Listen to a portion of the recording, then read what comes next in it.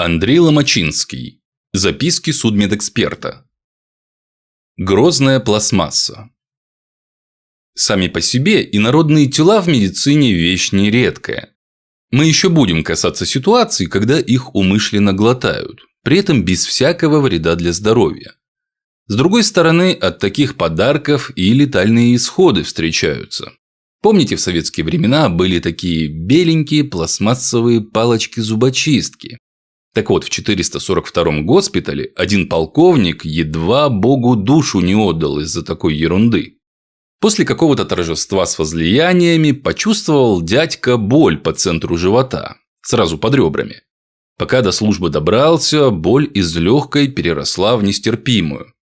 Начмед его в госпиталь повез. Там давленице померили, падает, а пульс частый. Взяли кровь на анализы, гемоглобин низкий. Эритроцитов мало. Все ясно. Полковничий организм где-то кровушку теряет. А болит где? В эпигастральной области. Под грудиной, между реберными дугами. Так значит, там кровоточащая язва желудка. На стол его. Анестезиолог, вырубай клиента. Особо раздумывать времени нет. Укол, маска, ларингоскоп и полковник в отключке. Вжить ему по белой линии скальпелем. Белая линия живота – это сухожилие, что идет ровно по центру передней брюшной стенки. До полости живота добрались за минуту. А оттуда как ливанет! Кровь. Анестезиолог бедный мечется, как угорелый, растворы струями во все вены пускает, а давление восстановить не может. Такое от язвы не бывает. Да и кровь красная, без желудочного сока, слизи или какой другой жидкости. Такая может только из кровеносного сосуда набежать. Хирурги уже пытаются эту кровь в стерильную банку электроотсосом откачать и обратно в полковника пустить. Да кровище прибывает быстро. Наконец откачали все из брюха. А вот и причина. Дырка в мезентериальной артерии. Крупный сосуд, отходящий непосредственно от аорты, что питает кровью наш кишечник. Хоп ее пианом. Кровеостанавливающий зажим с широким носиком. Больше не кровит. Теперь надо рядышком все прощупать. С какого милого этот такой крупный сосуд сам по себе порвался? А рядом в тканях торчит беленькая пластмассовая зубочистка. Такая вся из себя безопасная. А смотри же, встала в самом ненужном месте, проколола кишечник, а потом еще и крупный кровеносный сосуд. А ведь люди обломки бритвенных лезвий и битое стекло горстями ради шоу едят. И ничего. Да что там горстями? За год машины съедают. Но это хоть и редкая, но случайность. Видать, выпил полковник лишку, вот и не заметил, как зубочистку-то глотнул. Другое дело, когда инородное тело в себя умышленно пихают. Да не в рот. Вспоминается мне одно тело на судебке. Привезли этот труп из какой-то клоаки. Тогда бомжей не особо много водилось, и деклассированный элемент в виде алкашни селился в основном по коммуналкам. Лежит холодный дядька, заблеванный, небритый и грязный, лет 40-50. С лету даже возраст не определишь. Даже от мертвого разит спиртягой. Глянул, очередная алкогольная смерть. Помер с перепою, и вскрывать не надо. Но положено. Хочешь не хочешь, а 3 полости посмотри. Череп, плевру и брюшину. Начинать надо с пораженной части тела. Куда алкаш водку сливает? В брюхо. С него, значит, и начнем. Разрез в виде буквы Y от центра ключицы и до лобка. Ой, вот это да! Еще до эвисцерации все ясно. Процесс извлечения всех внутренних органов для детального исследования вне тела. Смерть от перитонита. Да какого? Кишечник был проколот тонкой пластмассовой указкой. Указка весьма гибкая, из мягкой пластмассы. Типа полупрозрачного силоксана или плотного силикона. Притом кончик не особо острый. Вообще, как такая прямую кишку проколоть умудрилась? Интересно, что же там дальше? Откуда указка выходит? А выходит она из мочевого пузыря. Вон, пробила его по своду и напустила оттуда сколько жидкости в брюхо. Моча с примесью кала. Однако пузырь не пуст. Надо его аккуратно рассечь, чтобы сфотографировать картинку инситу. На месте. В мочевом пузыре оказывается 82 сантиметра тонкой виниловой трубки, скорее всего от обычной капельницы, и около 7 метров рыбацкой лески. Причем леска спутана, видать, давно там сидит. Ну и указка-губительница. Причина смерти, если отвлечься от терминов судмедэкспертизы и патанатомии и взять шире – экстремальный аутоэротизм. Попытка достигнуть сексуального удовлетворения таким вот извращенным способом. Понятна и крайняя степень опьянения. Получив разрыв пузыря и прокол прямой кишки, этот психопат просто давил водкой свой болевой синдром, от стыда не решаясь вызвать скорую. Что за причуды у таких людей? Если что-то куда-то помещается, то туда это следует обязательно засунуть. И какой от этого кайф? Центрифуга. Кафедра биохимии не оставила каких-нибудь особо ярких воспоминаний. Почти. Хорошо помню пол главного коридора из метлахской плитки, мрамор в полированном бетоне, что идет через всю кафедру. А в конце того коридора на полу есть неровное бетонное пятно, где цемент несколько иной текстуры, а блестящая мраморная галька отличается по цвету. Вроде когда-то дырку в полу заделали. Вот об истории этой дырки и пойдет речь. Академик, генерал-майор медицинской службы Борис Федорович Коровкин давно мечтал дополнить свои старенькие и слабенькие центрифуги на 1 mg для седиментации белка чем-нибудь более серьезным. Захотелось ему и тонкие фракции осаждать по тогдашнему последнему слову техники. Заказал он кучу зарубежных каталогов и выбрал самую-самую продвинутую центрифугу на 5 mg. Кто забыл, напомню, G – это сила тяжести, а M – это мега. Ротор таких центрифуг так быстро крутится, что за счет этой силы позволяет фракционно осадить что хочешь. Очень нужный для исследований в современной биохимии белка аппарат. Самые лучшие центрифуги в то время делала немецко-американская компания Siemens. С валютой для науки, тем более военной, в советские времена намного проще было. Раз надо, значит дадим.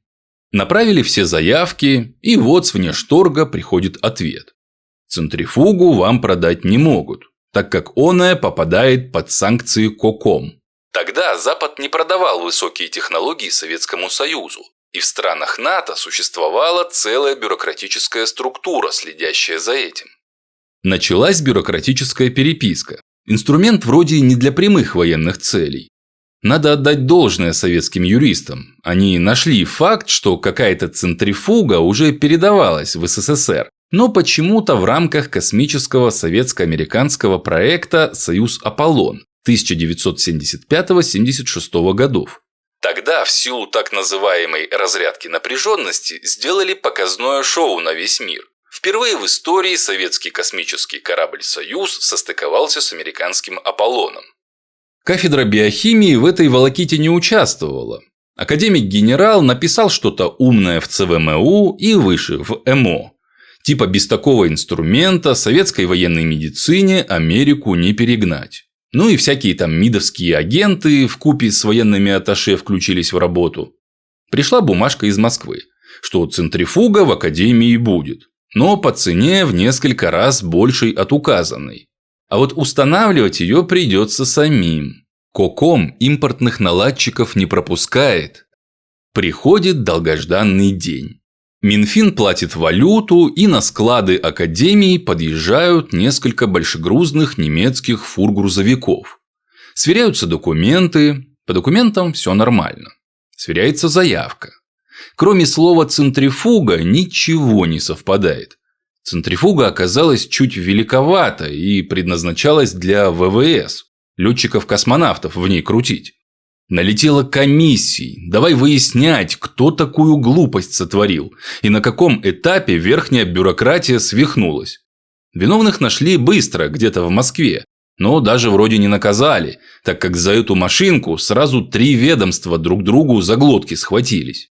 Институт авиационной медицины, Звездный и Байконур.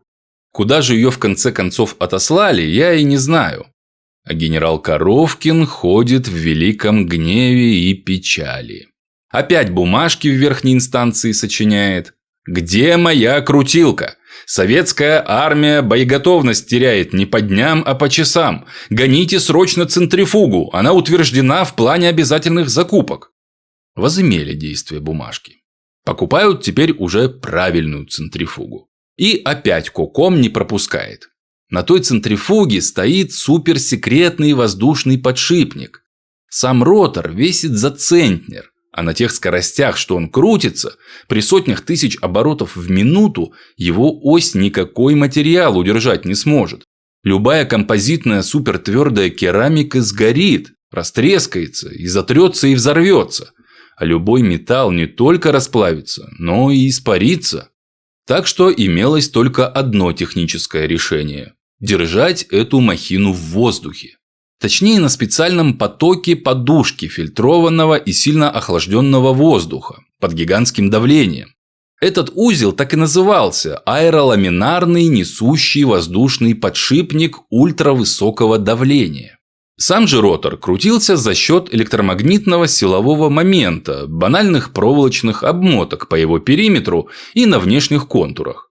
По типу обычного электромоторчика, а балансировался специальной системой электромагнитов. Ко всей этой махине прилагалась куча трансформаторов, каскадных турбин, компрессоров, вакуумных насосов, фильтров и систем охлаждения. Ну и весь этот комплекс ни на $1 миллион того времени тянул. Дорогая игрушка штучного изготовления. Списался Коровкин с нашими ящиками, НИИ всякими закрытыми. Ему и говорят: ваш воздушный подшипник не проблема. Мы на гироскопы тяжелых ракет подобные штуки имеем. Бери, мол, центрифугу без этого узла. Мы тебе несущую подушку за месяц сделаем. Нам бы только размеры померить. Купили центрифугу. Сделали и установили воздушный подшипник советского производства. В подвале под биохимией выкопали здоровую квадратную яму и залили ее бетоном с кучей арматуры. Специальный противовибрационный фундамент. На него и поставили центрифугу. Рядом установили все вспомогательные узлы, ввели должность инженера-эксплуатационщика, чтобы всю эту систему обслуживать. Провели пробные испытания. Агрегат пашет, как швейцарские часы. Кому надо, премии дали. Но когда устанавливали русский подшипник, пришлось отключить всю западную программную систему, в народе называемой «защитой от дурака». Ротор, работающий на таких радиальных ускорениях, требует сверхточной балансировки. Иначе каюк, резонанс. Пробирочки должны стоять в строго определенных местах, и каждая должна быть сбалансирована точно по весу другой пробиркой аналогичной массы на радиально противоположной позиции ротора. Изначально это достигалось автоматически, или аппарат отказывался включаться при малейшей дисбалансировке. А вот после русской реконструкции приходилось полагаться только на инструкцию, что висела на стенке. Но махина исправно, хотя и недолго, работала и сыпала кандидатские, докторские, как из ведра. Пока умные люди на этой суперцентрифуге крутую науку делали, все было хорошо. Медицинские полковники – народ в основном серьезный. Но вот дорвался до передового края науки какой-то жутко блатной не то адъюнкт, не то кленорд, аж в чине капитана. Но по блатоте его отказать ему никак не могли и дали столько часов работы, сколько мальчику хотелось. Подвинули докторов-профессоров, мол, очень хорошему и перспективному человеку на очень важную тему срочно необходима наша центрифуга. Эх, жаль, забыл его имечко, написал бы вкупе с паспортными данными. Курсанты характеризовали его весьма точно. Легкая степень дебильности, осложненная крайней мохнаторукостью. Так вот, это капитанское чмо получило доступ и безраздельную власть над мировым достижением технической мысли. Как-то после 6 вечера, когда штатный инженер ушел домой, сей научный деятель остался в лаборатории тонкой седиментации один. Пара курсантов-кружковцев не в счет. Взял тот научный светоч, тефлоновую емкость, залил туда миллилитров 200 какого-то своего экстракта и засунул ее в первую попавшуюся лунку. Все. Контрбаланс не сделал. Никого нет. На кой правила эксплуатации соблюдать? Включил машину. Машина не включается. Вся красными лампочками мигает и визжит, как скорая помощь на инфарктном вызове. Не проблема. Капитан уже выучил. Под аккуратными импортными кнопочками и тумблерочками есть обыкновенный громоздкий русский выключатель. Из тех, что в казармах свет выключают.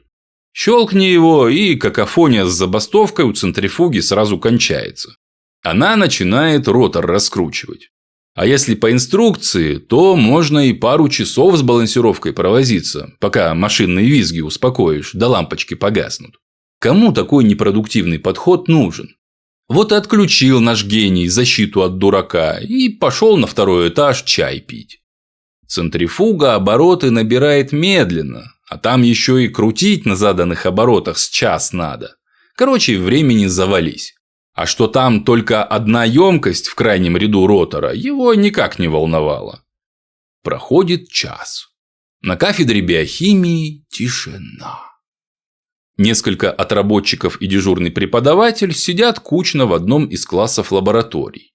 Вносовцы – военно-научное общество слушателей, додипломная наука курсантов-медиков того времени. Как мыши, тихонько гонят свои эксперименты в подвале. И вдруг пол в коридоре биохимии со страшным грохотом взрывается, и в пролом влетает НЛО. Неопознанный летающий объект характерной тарелочной формы. Крутясь на страшных оборотах и сыпя искры, с визгом пролетев по коридору, эта летающая тарелка вышибла какую-то дверь с куском стены в дальнем конце коридора, разгромила все в лаборатории и затихла. Как вы поняли, это был ротор ультраскоростной центрифуги. После аварии оборудование ремонту не подлежало и было списано в металлолом. На биохимии быстро провели ремонт, блатному капиташке ничего не было, он пошел дописывать свой диссер на другую кафедру. Гражданского инженера-эксплуатационщика чуть не посадили по статье «Преступная халатность». Потом, правда, сжалились и просто уволили за халатное отношение к работе. Из курсантов и преподов, находившихся в тот момент на кафедре, по счастливой случайности никто не пострадал. Методика ультратонкой седиментации больше в академии не применялась. Вскоре и генерал Коровкин уволился на гражданку. Тогда академики в почете были и везде на расхват. Золотистые эстрогены. А вот еще одна история о глупом капитане. Даже не о глупом, а о совсем дураке. Этот капитан был офицером связи, и служил он не где-нибудь, а в самом штабе округа. Красавец мужчина, высок и ладно сложен, от поклонниц отбою не было. Правда, по месту службы о личной жизни того капитана мало чего знали. У него была нормальная жена, а если он и ходил налево, то тихо. Служил себе капитан не тужил, да с некоторого времени стало одно обстоятельство его сильно огорчать. Сослуживцы над ним посмеиваться начали. Обидно так. Вояки, они же порой просты до безобразия, а шутки у них сальные да хамоватые. «Эй, связист, дай за сиську подержаться!» Кому такое приятно? К тому же с грудями у капитана действительно начались какие-то проблемы. Они увеличились и стали болезненными, как у девочки-подростка. Потом стала исчезать растительность на лице. Щетина на месте бороды и усов стала совсем редкой. И, наконец, появились приступы учащенных сердцебиений, сопровождавшиеся покраснением лица, обильным потоотделением и головокружениями, точь-в-точь, как у женщины в начале климакса. И еще один неприятный момент для молодого капитана, хотя, пожалуй, и самый незначительный. Нечто, что с натяжкой можно назвать ослаблением потенции. По его собственным словам, половую жизнь он вел так же часто, как и раньше, но вот чтобы кончить, ему приходилось возбуждаться намного дольше. Понятно, что военврач в его части только руками развел, поставил диагноз гинекомастия неясного генеза, непонятное увеличение грудных желез у мужчин, и послал этого капитана в ВМА к эндокринологу, специалист по гормонам. Эндокринолог с лету тоже первопричины не обнаружил и положил капитана в клинику факультетской терапии на обследование. Там врачи прежде всего кинулись у него гормонально активную опухоль искать. Обычно вырастает такая где-нибудь в надпочечниках или гипофизе и начинает выкидывать в кровь женские гормоны – эстрогены. Эстрогены, в свою очередь, у мужика начинают формировать женские вторичные половые признаки. Но никакой опухоли у того капитана не нашли. Тогда решили проверить его на скрытый гермафродитизм. Редкое состояние из разряда казуистики, когда мужчина может иметь скрытые женские органы. Результат обычный. Никакой капитан не гермафродит, а самый настоящий мужик. И генетически, и анатомически. К тому же, за время обследования офицер стал себя чувствовать совершенно нормально. Никаких тебе менопаузных приливов, грудные железы болеть перестали, даже как-то спали в размерах. А самое главное, его гормональный фон полностью восстановился. Давно известно, что у всех абсолютно здоровых мужчин в крови присутствуют женские гормоны, а у всех абсолютно здоровых женщин – мужские. Развитие вторичных половых признаков определяется не самим фактом их наличия, а соотношением их количества. Больше андрогенов – организм развивается по мужскому типу, больше эстрогенов – по женскому. Но и те, и другие нашей эндокринной системой образуются всегда. Так вот, при поступлении в самом первом анализе крови у того капитана нашли некоторое увеличение доли эстрогенов. Но последующие анализы давали исключительно нормальное соотношение. Примитивный диагноз, поставленный штабным начмедом, так и остался в первоначальной формулировке. Не докопавшись до первопричины, академические светила не смогли его чем-нибудь конкретным дополнить. Но капитану-то помочь надо. Хоть здоровье само по себе восстановилось, но женские сиськи-то остались. Предложили ему сделать простую операцию, по типу пластической. Просто удалить железы и восстановить первоначальный мужской облик его груди. Капитан согласился. Ну что ж, в таком случае спешки не требуется. Операция плановая, срочности никакой. Вот вам направление в клинику общей хирургии. Прооперируетесь через пару месяцев. А пока на выписку и домой. Через 2 месяца приходит тот капитан на общую хирургию. Потный, красный, сердце молотится, груди набухшие, снова твердые и снова болят. Значит, вернулась его болезнь. Подняли его старую историю болезни и сразу кровь на анализы. Только теперь уже не одним андроген-эстрогенным соотношением заинтересовались, а еще захотели узнать, какие же конкретно эстрогены присутствуют и в каких количествах. Тонкий анализ, сложный. Отправили образцы на кафедру биохимии. Те применили самые последние методики того времени и дают однозначный ответ. Кроме несколько повышенных концентраций нормальных эстрогенов, фолликулостимулирующего и лютeinизирующего гормонов допролактина, в крови найдены следы местронола, этинилэстрадиола и норетиндрона, гормонов искусственного происхождения.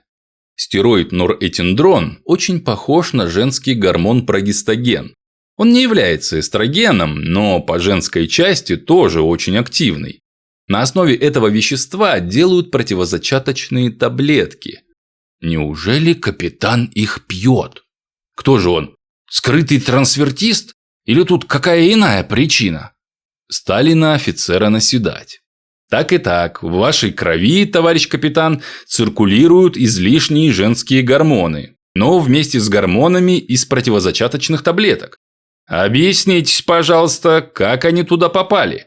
Каким образом и с какой целью вы их туда вводите?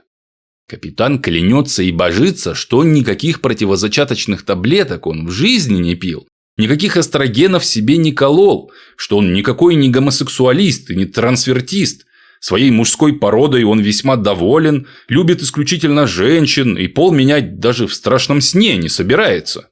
Одно только смутило хирургов. После этого разговора уж очень капитан мрачный стал. сидит в полном одиночестве на подоконнике в коридоре и курит одну за одной в полнейшей депрессии. Позвали тогда они на консультацию психиатра. Приходит психиатр. Для приватности увел капитана в процедурную и давай там его расспрашивать. Уж какой он там подход использовал, уж какую психологическую методику применял, но, видать, оказался профессионалом наивысшей категории. С одной беседы в самые сокровенные глубины души залезть сумел. Ведь какие самые оберегаемые секреты конкретного человека? Секреты сексуальных отношений. Тем более становятся секреты подобного рода тайной в квадрате, если сексуальные отношения отличаются от общепринятого среднего. То, что большинство людей нормой никак не считает и называет сексуальным извращением. Тот связист действительно любил женщин. Любил много и любовью самой плотской. Жену свою удовлетворял ежедневно, а в выходные так и не раз. Но еще умудрялся по любовницам бегать. Только его мужское хозяйство просто так на женщину не вставало. Необходим был довольно странный ритуал. Капитан упрашивал свою партнершу помочиться ему в рот. А мочу эту пил. После этого у него возникала бурная эрекция, и он страстно удовлетворял свою парию всеми возможными способами. За последующие бурные ласки подруги этого офицера-красавца, включая жену, ему такую странность прощали. А после нескольких сеансов даже выполняли эту просьбу с нескрываемым удовольствием. Вот и весь секрет.